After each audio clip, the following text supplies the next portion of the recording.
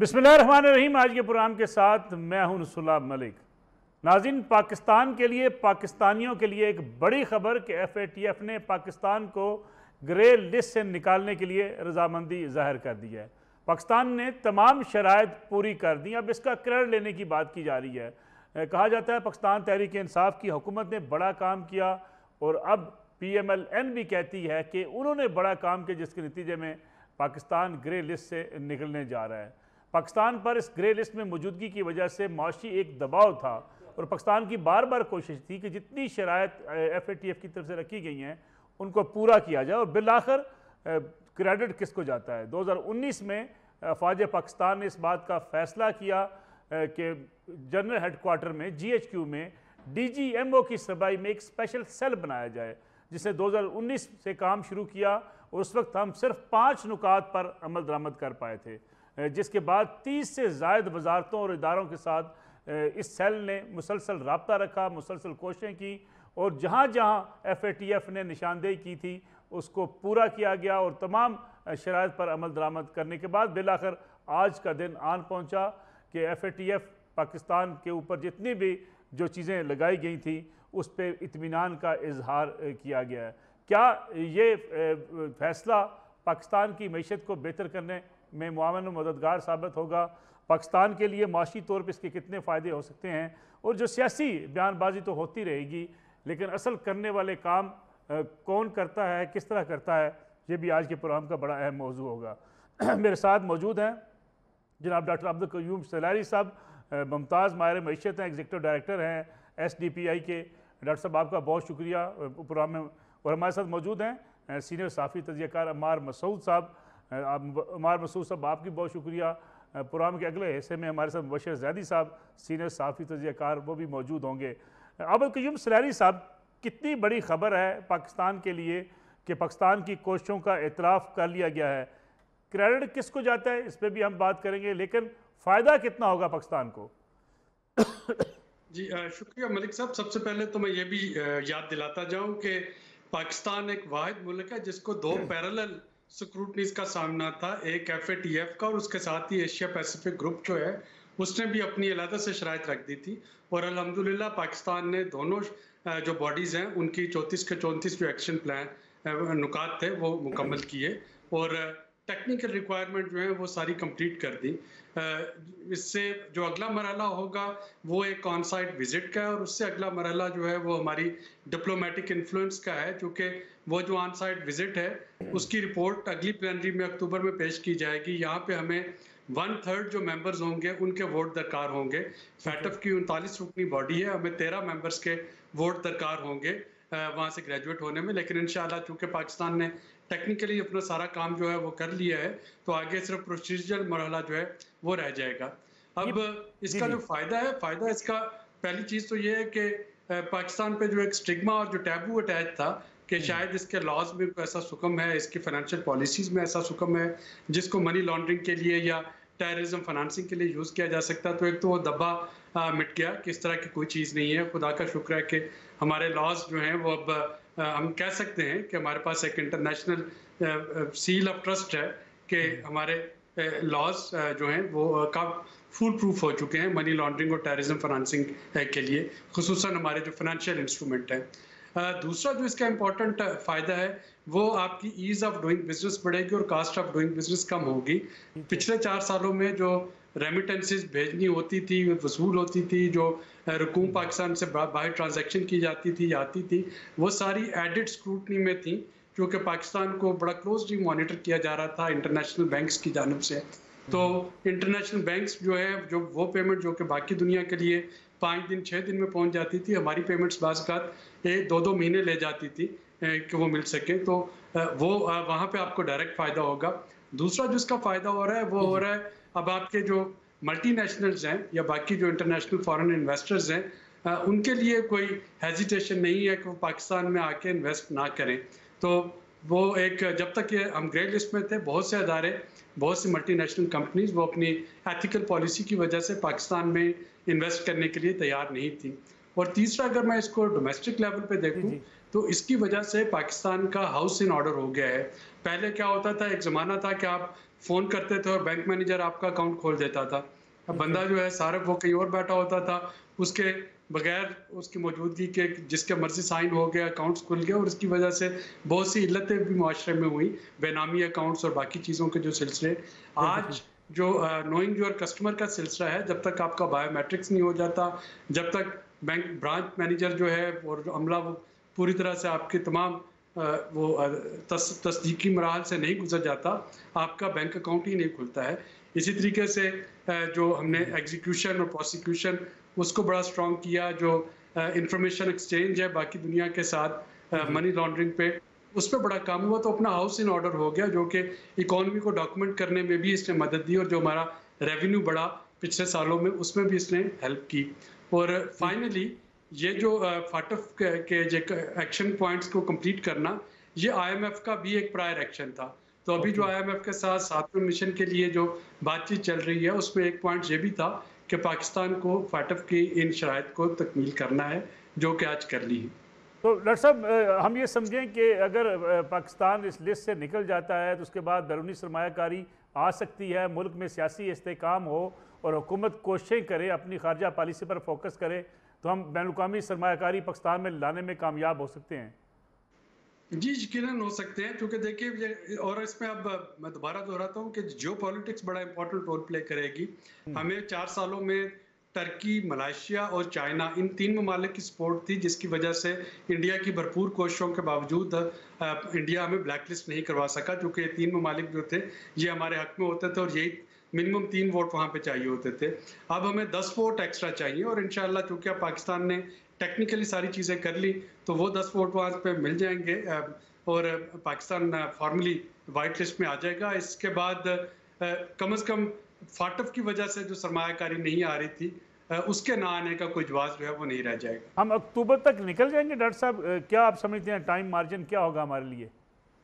देखिए, अक्टूबर से पहले एक मिशन आएगा, मिशन आके स्टेट बैंक के साथ मीटिंग करेगा, एफआईए के साथ मीटिंग करेगा, वो जो फाइनेंशियल इन्वेस्टिगेशन यूनिट है उसके साथ मीटिंग करेगा। तो इस तरह की वो सिविल सोसाइटी के साथ करेगा, मीडिया के साथ करेगा। तो इस तरह की मीटिंग्स के ज़रिए सिर्फ जो इसकी ऑन ग्राउंड इम्प्लीमेंटेशन है उसको असेस करेगा और उसकी बिना पे वो अपनी रिपोर्ट अगली प्लेनरी में पेश कर रहा होगा। तो ये आप समझ सकते हैं कि ये एक प्रोसीजरल मोडालिटी रह गई है। ठीक है। लेकिन बहरहाल ये एक जो है अभी मरहला हमें अबूर करना है और इंशाल्लाह जितनी कोऑर्डिनेटेड एफर्ट्स के साथ हमने पिछले ये 4 सालों में 2 एक्शन प्लान्स कंप्लीट किए हैं, ये वाला भी हो जाएगा। मैं इस पर बहुत ज़्यादा पुरुम्मीद हूँ कि इंशाल्लाह अक्टूबर में पाकिस्तान फॉर्मली वाइट लिस्ट में होगा। ठीक है, मैं वापस आता हूँ आपकी तरफ डॉक्टर साहब। अमार मसूद साहब, क्रेडिट कभी पीटीआई लेती है, कभी पीएमएल-एन लेती है, लेकिन असल काम करने वाला जो था वो उसको हमने कई साल नहीं किया। हमने ऐसे मौके फराहम किए सियासी हुकूमतों के द्वार में भी कि जिसकी वजह से हम FATF के अंदर गए ना, हमारा कोई जो है बैंकिंग के सिस्टम के अंदर जो फ्लॉज थे, फिर जिस तरह की बात की जाती थी कि हमारे से मनी लॉन्ड्रिंग होती है, फिर कुछ ऐसी तंजीमें जिनके ऊपर पाबंदियाँ थी लेकिन हम खुलेआम वो यहाँ दंदनाते रहे, बिलाखिर हमें वो सारी शराइत पूरी करनी पड़ी। हम क्यों इस कदर जो है वो सुस्ती का मुजाहरा करते रहे कि हमें इसकी वजह से इतना नुकसान उठाना पड़ा? देखिए, बहुत बहुत आम सवाल है और इसके अब जवाब कई हो सकते हैं। हमने जो सियासी हुकूमतें थीं जो इस हवाले से कोशिश करना चाहती थीं, उनकी बात नहीं सुनी और ये तस्लीम कर लेना चाहिए कि वो जो उस वक्त बात हो रही थी वो बात दुरुस्त थी।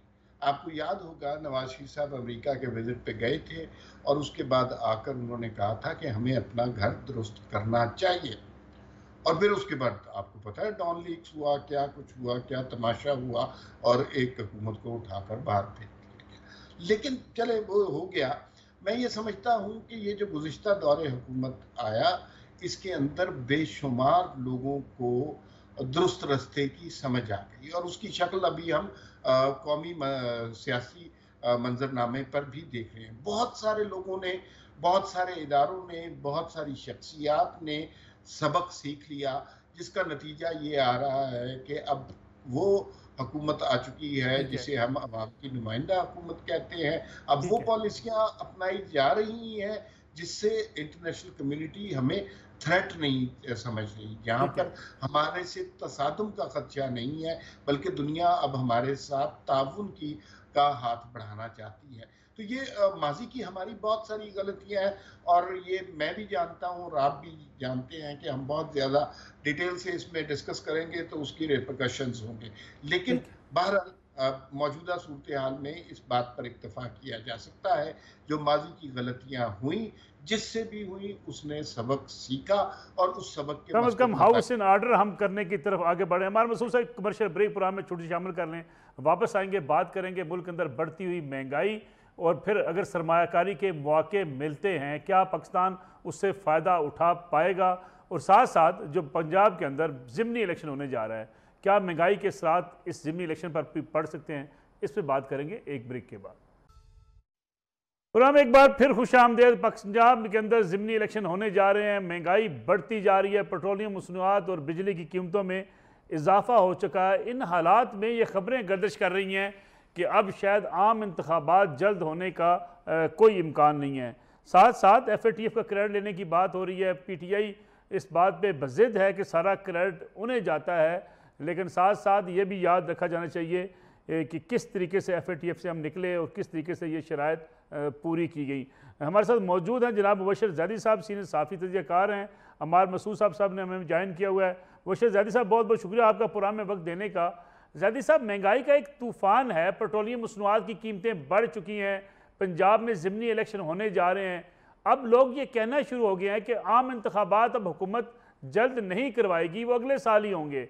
इमरान खान साहब तो कॉल दे रहे हैं महंगाई के खिलाफ, लेकिन अब इंतखाबात वाली डिमांड थोड़ी सी पीछे जाती दिखाई दे रही है। देखिए रसूला भाई, मेरे ख्याल में जो आम इंतखाबात का मसला है वो इसी तरह एक गैर यकीनी की सूरत हाल रहेगी, क्योंकि माशी सूरत हाल इस कदर अबतर है, और जो अपोजिशन में है जमात तहरीक इंसाफ, वो तैयार ही नहीं है किसी तरीके से भी बैठने के लिए, ना ही पार्लियामान में आने के लिए। तो ये तो ये गैर यकीनी सूरत या सियासी अदम इस्तेहकाम ये तो रहेगा, जो शायद हमारी मईशत के लिए ठीक नहीं है।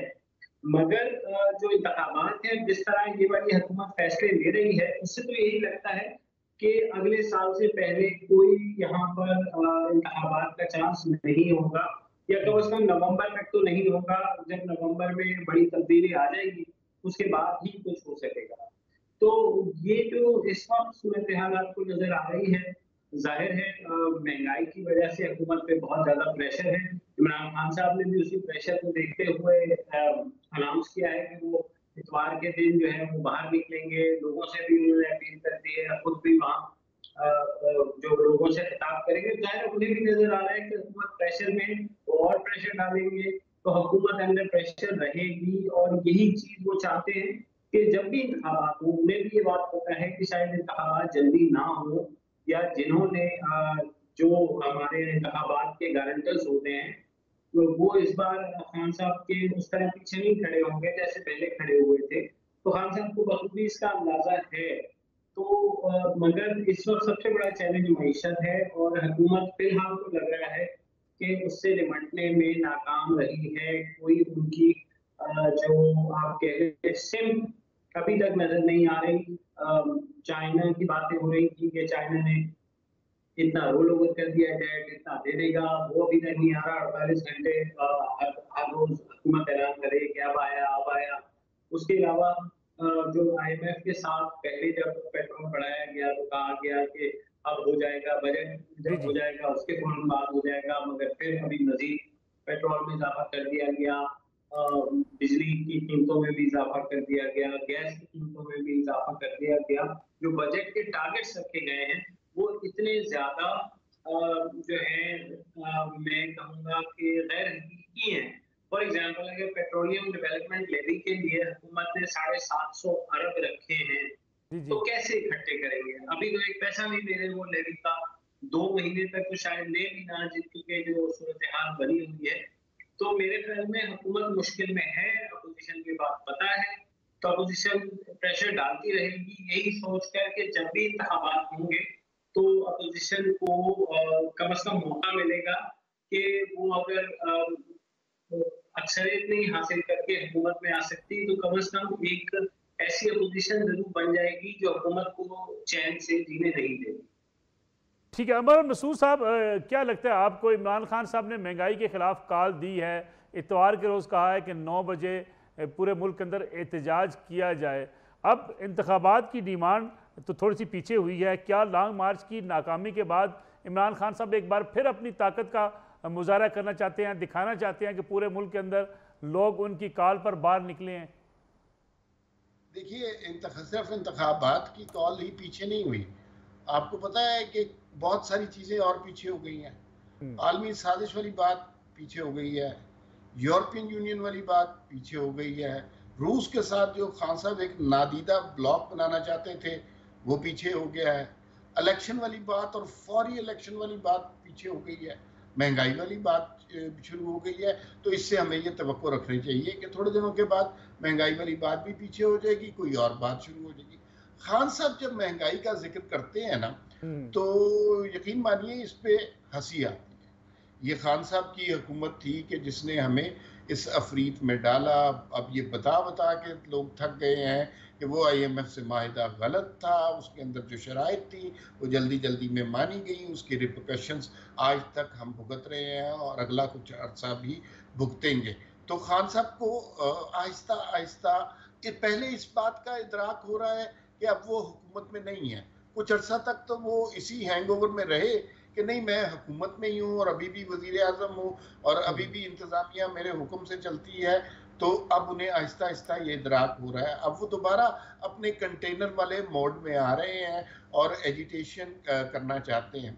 लेकिन गुज़िश्ता कुछ दिनों के इज्तिमाआत अगर आप देखें, ख़ासतौर पे इस्लामाबाद बार में जब खान साहब ने वकला को इकट्ठा किया, तो वो आपको अंदाज़ा हुआ होगा कि कोई ख़ास इकट्ठे नहीं हुए और बहुत कम तादाद में। तो अब उनकी अपील में, क्योंकि उन्होंने सिर्फ एक ही काम किया है, एहतजाज की कॉल दी है।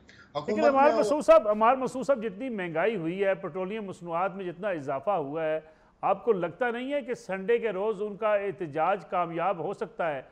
लोग तो परेशान हैं इस महंगाई से।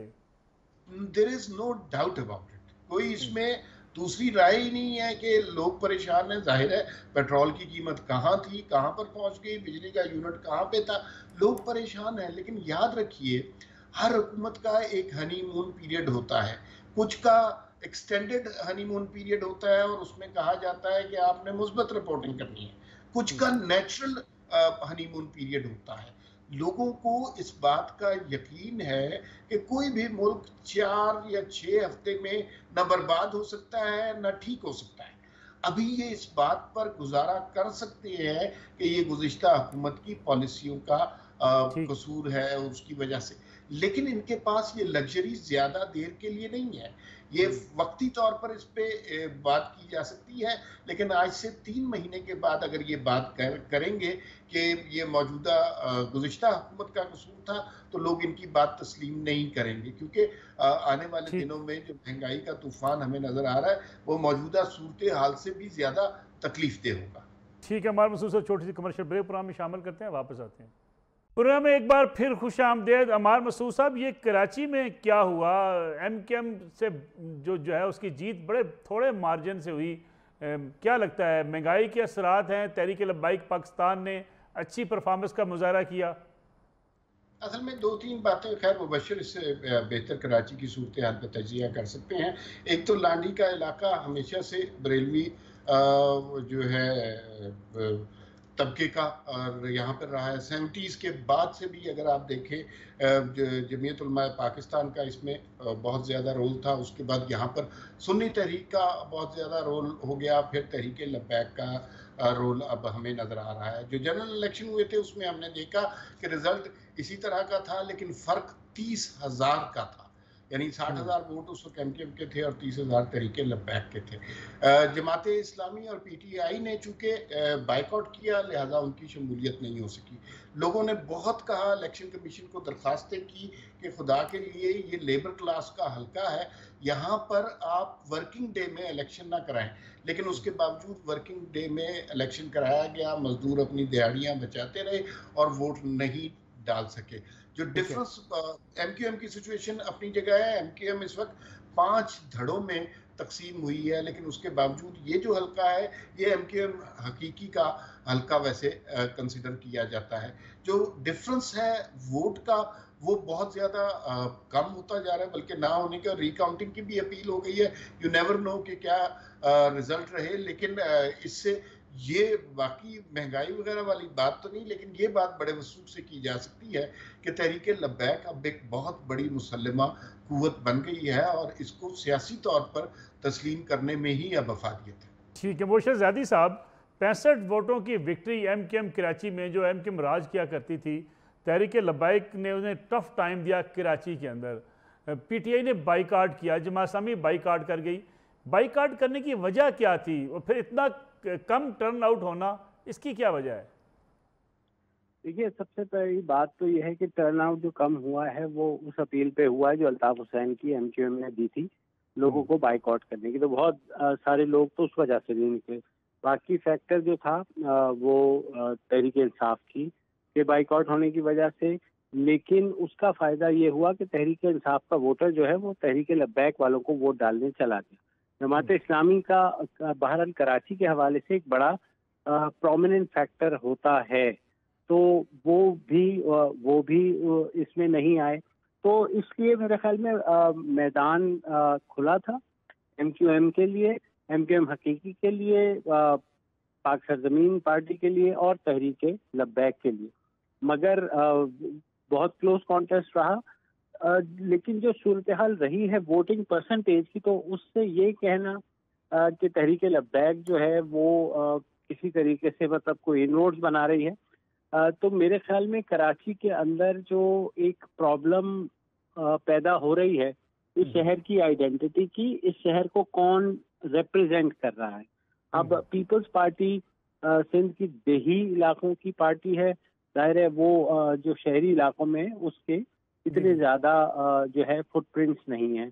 MQM, जैसे अमार ने भी कहा, वो इतने टुकड़ों में बच चुकी है कि अब MQM की अफादियत जो है वो खत्म हो रही है। तो ऐसे में जाहिर है तहरीक लब्बैक आएगी, जमात इस्लामी आएगी, और ये पाक सरजमीन पार्टी का जो सूरत हाल है मुझे लग नहीं रहा कि वो इतना फैक्टर इन कर रही है। इस सारी सूरत हाल में आपने देखा कि वो 5वें नंबर पर रही, यानी पीपल्स पार्टी के भी बाद रही।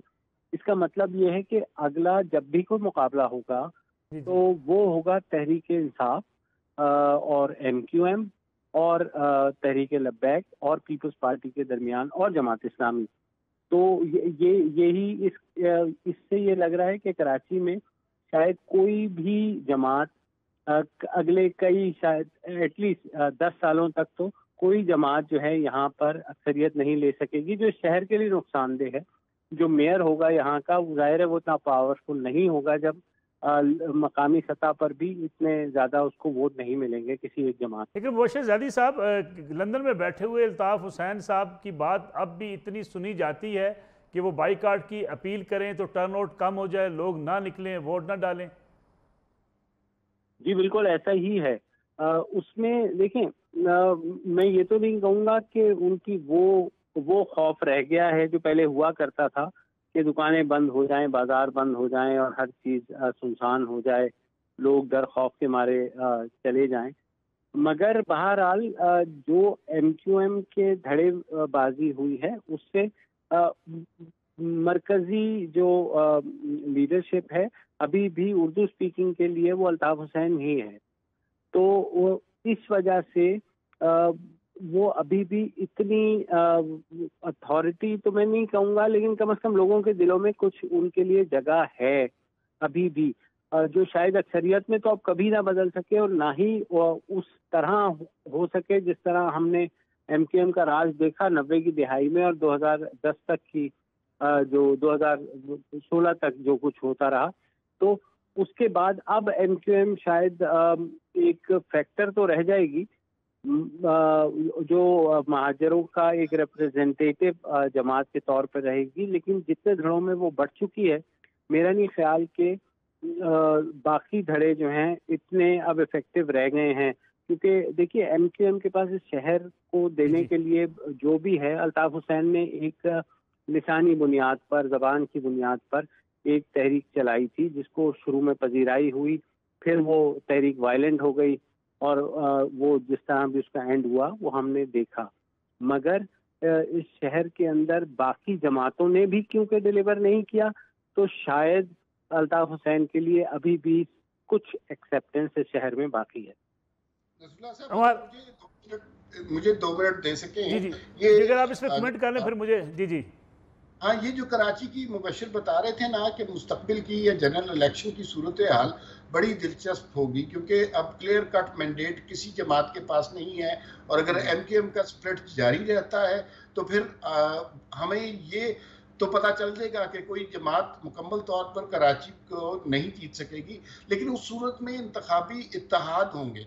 और अगर ये बड़ा अननेचुरल सा, मैं इंतखाबी इत्तेहाद आपको बताता हूँ, जो अगर हो जाए MQM, पीपल्स पार्टी और नून लीग का, तो ये कराची कैप्चर कर सकते हैं, यानी PDM के तौर पर कराची का इलेक्शन लड़ा जाए तो जीत सकते हैं, जबकि दूसरी जो बाकी होते हैं वो एंटी PDM कंसिडर होंगे। ठीक है मार मसूद साहब, जिस तरीके से PTI मुसलसल बयानबाजी कर रही है, ख़ास तौर पे अफवाज पाकिस्तान के हवाले से, उन्हें गिला है, उन्हें शिकवा है कि उनकी हुकूमत हटाई गई, फ़ौज न्यूट्रल हो गई।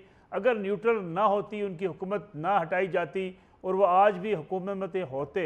लेकिन इसके साथ साथ रोज़ाना के बढ़ते हुए फ़ौज के मुखालिफ बयानात अब इस समझ भी जा चुके हैं कि कासिम सूरी डिप्टी स्पीकर हैं, वो एक ट्वीट करते, डिप्टी स्पीकर रहे हैं, वो एक ट्वीट करते हैं कि शाहीन, गौरी, गजनवी, अब्दाली और नसर को भी चेक कर लिया जाए, कहीं ये ना हो वक्त पड़ने पर ये भी न्यूट्रल हो जाएं। ये इस हद तक अब तो MKM अपना PTI जो है वो अपने गमो गुस्से का इजहार कर रही है। देखिए नसरुल्लाह साहब, ये जो चीज़ें अब वो कर रहे हैं ना, ये उनकी फ्रस्ट्रेशन और डेस्परेशन को शो कर रहा है। उन्हें यकीन ही नहीं था कि वो इस हुकूमत से निकल सकते हैं, बेशक वो इस मुल्क की धज्जियाँ उड़ा दें, और उन्होंने माशी तौर पर ऐसा किया। जब कुछ लोगों को उसकी अकल आई तो फिर उसके बाद आपने नताइज देख लिए कि क्या हुए। अब जो फौज के खिलाफ वो कैंपेन कर रहे हैं, मुझे हैरत, देखिए एक तो नसरुल्लाह साहब, हम सब लोगों का जो इस प्रोग्राम में शरीक हैं, सबका ये नजरिया है कि फौज की सियासत में मुदाखलत नहीं होनी चाहिए। DG ISPR भी बहुत यही बात करते हैं। ये बात एहसन है, बहुत अच्छी बात है, ये कहना चाहिए, यही आईन है। लेकिन इमरान खान तो फौज को मुदाखलत करने का कह रहे हैं, वो तो फौज को आईन शिकनी में मजबूर कर रहे हैं। और शायद अब इदारे न्यूट्रल हो गए हैं, उन्हें इस बात का एहसास हो गया है कि सियासत में मुदाखलत हमारा काम नहीं है। तो ये हमारे साथ प्रोग्राम चूंकि खत्म होने वाला है, इसी पे मैंने कमेंट लेना है मुबशिर साहब का। मुबशिर ज़ैदी साहब, यानी अगर फौज न्यूट्रल है, अगर फौज हुकूमत इनकी नहीं बचा सकी, और हम कहते हैं कि फ़ौज को मुदाखलत नहीं करनी चाहिए, लेकिन एक जमहूरी जमात पाकिस्तान तहरीक इंसाफ हर रोज़ ऐसे बयान देती है कि फ़ौज न्यूट्रल ना हो, उनका साथ दे। जी देखिए, लाडला बच्चा सबसे ज़्यादा तंग करता है, बस मैं इससे ज़्यादा कुछ नहीं कहूँगा। और दूसरे, जहाँ तक एस्टेब्लिशमेंट की सियासत में दखल अंदाजी का सवाल है, तो गज़ब किया तेरे वादे पे एतबार किया। हर दफ़ा वो यही कहते हैं कि जनाब आप जो है हम दखल अंदाजी नहीं करेंगे, लेकिन बहरहाल वो दखल अंदाजी होती है। और हमारे जो मौरूज़ी हालात हैं उसमें मुझे नहीं लगता कि शायद कभी ये दखल अंदाजी ख़त्म होगी। लेकिन मुबशिर साहब, क्या दिफाई असासे हमारे जो हैं, शाहीन है, गौरी है, गजनवी, हमारे मिसाइल, हमारा सिस्टम है, उस पर पॉलिटिकल तबसरे ऐसे होने चाहिए कि इनको भी चेक कर लें कि ये न्यूट्रल ना हो जाए? देखिए, कासिम सूरी साहब तो खुद एक छोटा सा मिसाइल है, क्या कहें। वो देखिए, जो मिसाइल प्रोग्राम है वो हमारा कौमी असासा है, तो इस तरह के बयान देकर के वो खुद अपनी जो है, जो अगर कोई प्रोस्पेक्ट होगा उनके रिटर्न का, तो उसके ऊपर वो खुद जो है उसको लात मार रहे हैं। ऐसे देखें, जो भी है, क्या वो अगर हमारा एटमी प्रोग्राम है या मिसाइल प्रोग्राम है, उसके ऊपर हमें अक्रॉस पार्टी, अक्रॉस जो है तकरीबन तमाम कौम इस पर मुत्तहिद है कि ये जो है, इसके ऊपर कोई ना सियासी बयानबाजी होनी चाहिए और ना ही किसी भी किस्म का इसके ऊपर जो है तहफ़्फ़ुज़ात का इजहार होना चाहिए। हाँ, अगर आप ज़ाती हैसियत में कुछ करना चाहते हैं तो आप कह दें, वहाँ से जवाब भी आ जाएगा, लेकिन सियासत खुदा के लिए इसको तो छोड़ देना। आपके लिए बाकी चीज़ें हैं, तो आप तो दुश्मन का बयानियां फिर आगे बढ़ा रहे हैं जब आप कहेंगे कि जी ये न्यूट्रल हो जाएंगे या ये हो जाएगा, तो मेरा ख्याल में ये फ्रस्ट्रेशन है। बहुत बहुत शुक्रिया मोशर ज़ैदी साहब, अमार मसूद साहब। नाज़रीन, आज का प्रोग्राम था, इंशाल्लाह कल आपकी खिदमत में दोबारा हाजिर होंगे। इजाज़त दीजिए, अल्लाह हाफ़िज़।